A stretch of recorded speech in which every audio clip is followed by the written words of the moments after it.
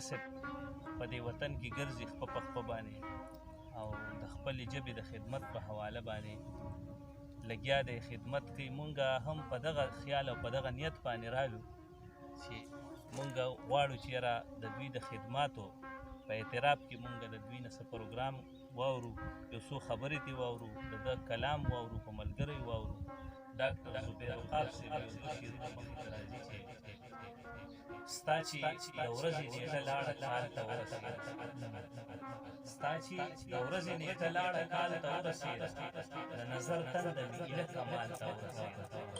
ستا چې د ورځې نیټه لاړه کال ته ورسېده، د نظر تنده مې ایله کمال ته ورسېده، او هغه زما قد ته راورسېده څه وکړم، هغه زما قد ته راورسېده څه وکړم، لکه د سروې لوېده دیوال ته ورسېده.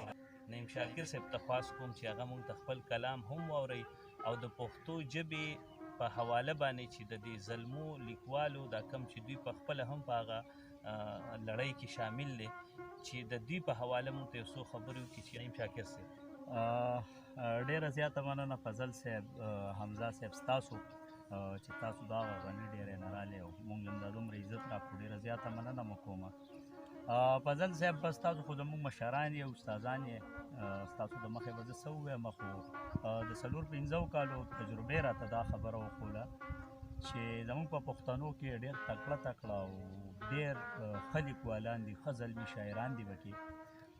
نو زه وګرځېدم، داسې نور ملګري هم لګیا دي ګرځي، ډېر ښه ستوري راووتل.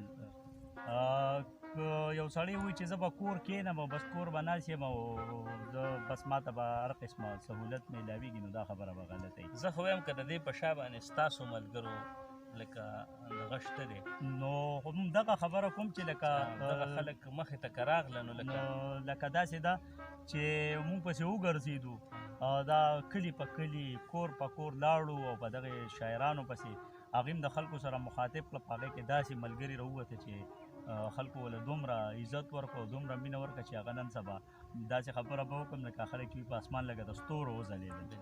نو دا هر څه کېږي په محنت، او څوک چې هم دا کار کوي د پښتو دپاره د پښتنو دپاره، هر څوک چې راغلي، زه دغه یوه خبره کومه چې په چا پسې هم ځو او د چا خواله هم ځو چې بلکل پرون تندي لاړ شو او چې په چا پسې لاړ شو نو هغه له هم دا پکار ده چې موږ د پښتو او د پښتنو خبرې کوو، نو چې موږ له څوک راشي موږ هغه د پښتنو د روایاتو مطابق د هغې میلمستیا وکړو، د هغې سره کښېنو، هغې له مینه ورکړو. نو چې څومره یو کار د ښه زړه نه او په ازاد زړه کېږي نو خدای پاک انسان له به هغې کې نوم هم ورکوي او مقام هم ورکوي او ترقي هم وله ورکوي. نو دغه ټولو ملګرو ته به دا خواست کوم چې ښه پرون تندي دا کار وکړې او ورچاته ځان ورسوي. ډېره مننه.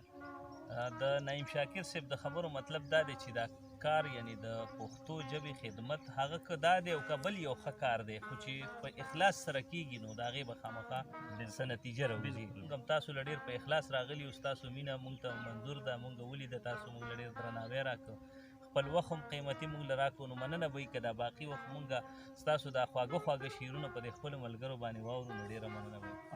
ولې نه فضل صاحب، څه نوي شعرونه دي 4-5 دا به د سره د غزل نه مخکې تاسو ته ډالۍ کړمه چې په ژړا ورته ریبار خبرې وکړئ، په ژړا ورته ریبار په ژړا ورته ریبار خبرې وکړئ، اله ګل سره مالیار خبرې وکړئ، واه په موده پسې جانان تپوس له راغې، په موده پسې بیمار خبرې وکړئ، په موده پس یې جانان تپوس له راغې، په موده پس هغه بیمار خبرې وکړئ. واه ډېر ښه، په موده پس بیمار خبرې، په موده پسې جانان تپوس له راغې، په موده پس بیمار خبرې وکړئ.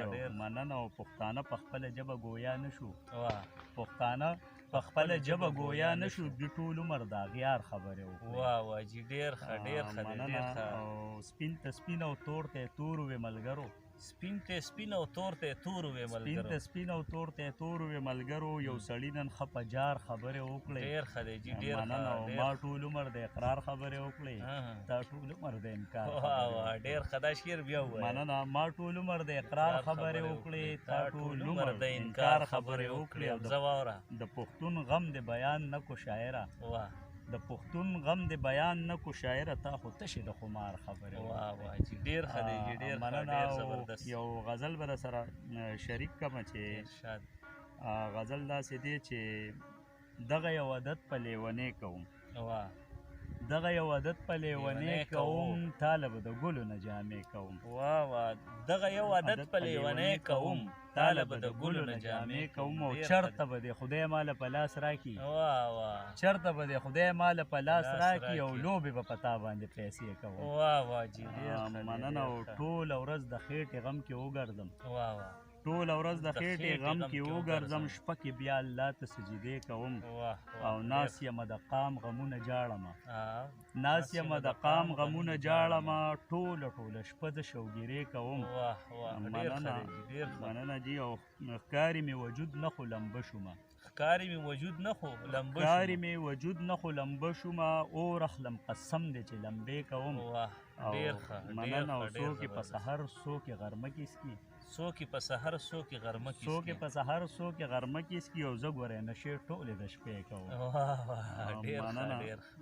څوک په سحر څوک غرمه کې سکي زه ګورې نشې ټولې د شپې کوم. زه چې واده وکم نو پوره کم داسې نه چې ستا په شان واده کوم